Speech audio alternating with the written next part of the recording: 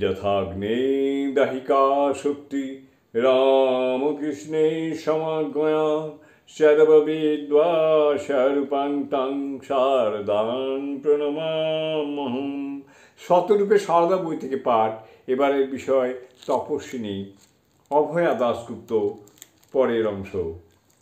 দক্ষিণেশ্বরে সারদার তপস্যা আরও কঠোর, আরও মহিমামণ্ডিত।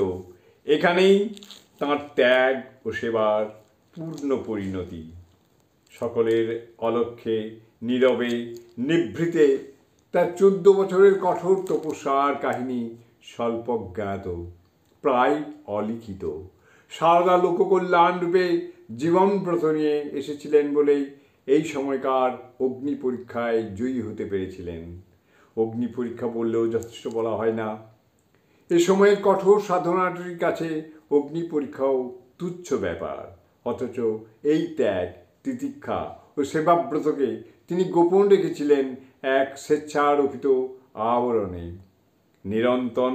নিরন্তর প্রয়াসে নিজের আচরণ ত্যাগোজ্জ্বল জীবনচর্যার সমস্ত গৌরবকে তিনি লোকচক্ষুর অন্তরালে রেখেছিলেন। এমনকি নিজেই উপস্থিতিতে পর্যন্ত কি যত্নে মুছে ফেলেছিলেন তিনি তা বোঝা যায় খাজাঞ্চির এই উক্তিতে। তিনি আছেন শুনেছি, কিন্তু কখনো দেখতে পাইনি। সারদা নিজেও বলেছেন, এত বছর ছিলুম, একদিনও কারো সামনে পড়িনি। এই আত্মবিলুপ্তি তপস্যার শ্রেষ্ঠ ফলশ্রুতি। সেবার আড়ালে এই আত্মবিলুপ্তি আত্মসাধনার ইতিহাসে বিরল।